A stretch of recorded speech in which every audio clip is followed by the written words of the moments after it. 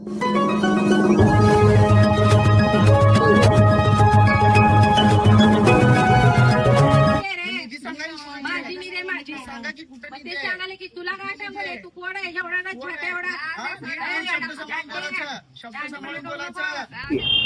दरम्यान नगरसेविका श्रीदेवी फुलारे तिथं आले आणि त्यांनी डायरेक्ट आरेरावी सुरू केली, अर्वाच्य भाषेमध्ये शिवीगाळ सुरू केली आणि नंतर त्यांच्या पतीला फोन करून बोलावून त्यांच्या हस्ते मारहाण करायला लावणं, अशा पद्धतीची वागणूक केल्यामुळे कुठेतरी भारतीय जनता पक्षाचं देखील नाव हे सोलापूर शहरामध्ये खराब होते. म्हणून सोलापूर महानगरपालिकेच्या प्रभाग क्रमांक 15 कोणापुरे चाळ परिसरात सार्वजनिक इलेक्ट्रिक बोरवेलचे काम सुरू असताना मोठा वाद निर्माण झाला आहे. हा सर्व प्रकार 22 मार्च 2026 रोजी 10च्या सुमारास घडला. गोल्डन नगरसेविका म्हणून ओळखल्या जाणाऱ्या श्रीदेवी फुलारे यांचा एक व्हिडिओ सोशल मीडियावर व्हायरल होत आहे. कोणापुरे चाळ येथे सार्वजनिक वापरासाठी बोरवेलचे काम महापालिकेच्या अंतर्गत मंजूर झाले होते. आम आदमी पार्टीचे पदाधिकारी निलेश संगोपाग यांनी अनेक महिन्यांपासून सातत्याने महापालिकेकडे पाठपुरावा केला होता.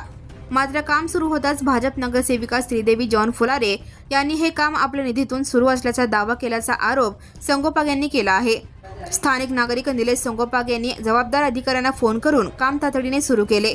त्यातच नगरसेविका श्रीदेवी फुलारे घटनास्थळी आल्या आणि प्रश्न विचारणाऱ्या निलेश संगोपाग यांना अर्वाच्य भाषेत शिवीगाळ केली आणि मारहाण देखील केल्याचे संगोपाग यांनी सांगितले. सदर प्रकाराचा संपूर्ण व्हिडिओ सोशल मीडियावर व्हायरल झाला असून सोलापूरकरांमध्ये तीव्र चर्चा सुरू आहे. निलेश संगोपाग यांनी तात्काळ चौकशी करून कारवाईची मागणी केली आहे. तर याबाबत नगरसेविका श्रीदेवी फुलारे यांनी अद्याप या प्रकरणी प्रतिक्रिया दिलेली नाही. नमस्कार, मी निलेश श्रीनिवास संगेपाग.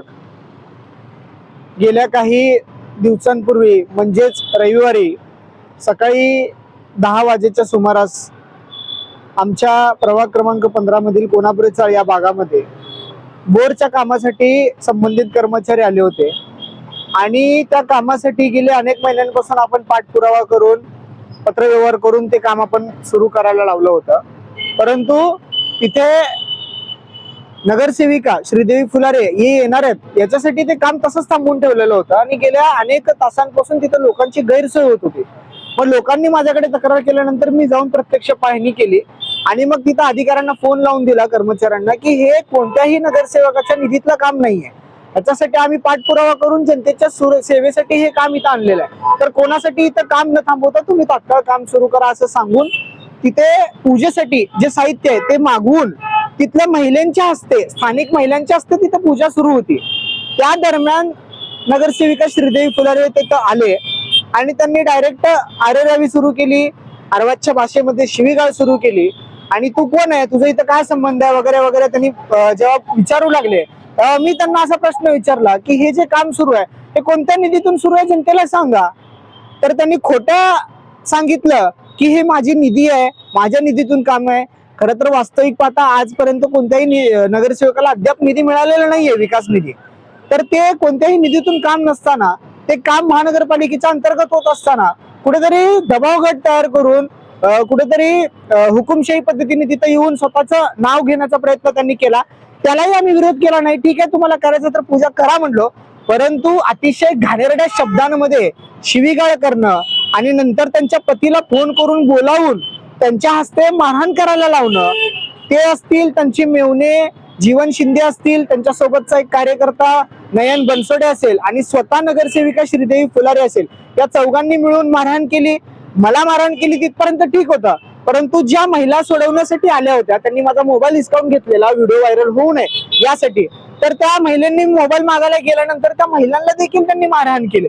तर एखाद्या वयोवृद्ध महिलेला मारहाण करणं हे नगरसेविकेला, त्यांच्या पतीला अशोभनीय कृत्य आहे आणि या कृत्याचा संपूर्ण शहरातून, राज्यभरातून निषेध होत आहे आणि याला लवकरच त्यांना योग्य ते उत्तर आमच्याकडून आणि सोलापूरकरांकडून आणि माझ्या प्रभागातल्या जनतेकडून मिळणार आहे. रविवारी सकाळी 10च्या सुमारास हा सर्व घटनाक्रम घडलेला आहे.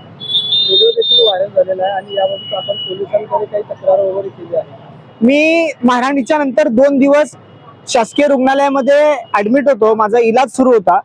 काल संध्याकाळी माझा तिथून डिस्चार्ज झालेला आहे. मी सगळ्या त्या प्रक्रियेतून बाहेर पडलेला आहे आणि त्याच्यानंतर मला आता पुढच्या प्रक्रियेसाठी वेळ मिळालेल्या सगळ्या प्रक्रिया मी पूर्ण करून त्यांना योग्य ती कारवाईसाठी माझे पाठपुरावा सुरू राहणार आहे. परंतु या माध्यमातून मला हेच सांगायचं आहे की एखाद्या जबाबदार पदावर असताना, संविधानिक पदावर असताना अशा पद्धतीचे घाणेरड्या शब्दांचा उच्चार करणं, अशा गलिच्छ भाषेमध्ये सार्वजनिक ठिकाणी लहान लेकरांसमोर, महिलांसमोर असे शब्द उच्चारणं हे बेशिस्तपणाचं लक्षण आहे. आणि हे मला तर वाटतंय भारतीय जनता पक्षामध्ये सुद्धा अशी लोक नाही आहेत.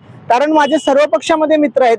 काँग्रेस असेल, दोन्ही राष्ट्रवादी असेल, दोन्ही शिवसेना असेल, भाजप असेल, सगळीकडे मित्र परिवार आहेत. एबीव्हीपी पासून काम करणारे असे जे कार्यकर्ते आहेत भाजपचे, त्यांच्या सोबत मी खातो पितो, सोबत फिरतो, सगळ्यांसोबत मैत्री आहे. परंतु भाजपमध्ये अशी जी संस्कृती आहे ती भाजपमध्ये सुद्धा नाही आहे. तर अशा पद्धतीची वागणूक केल्यामुळे कुठेतरी भारतीय जनता पक्षाचं देखील नाव हे सोलापूर शहरामध्ये खराब होते. म्हणून मला मनापासून आणि भारतीय जनता पक्षाच्या खऱ्या कार्यकर्त्यांना मनापासून असं वाटतंय की असे जे लोक आहेत ज्यांच्यामुळे पक्षाचं नाव खराब होते, त्यांच्यावर देवेंद्र कोटेंनी, देवेंद्र फडणवीसांनी, इथले रोहिणी तडवळकरजींनी सगळ्यांनी त्यांच्यावर कारवाई केली पाहिजे. पालकमंत्री जयकुमार गोरेंनी या सगळ्यांनी या विषयात लक्ष घालून संबंधित जे व्यक्ती आहेत त्यांच्यावर कारवाई करून त्यांचा जो माज आहे तो उतरवला पाहिजे. काम चालू आहे का पेंडिंग पडलेलं आहे? काम सुरू आहे. काम थांबवण्याचा देखील प्रयत्न झाला.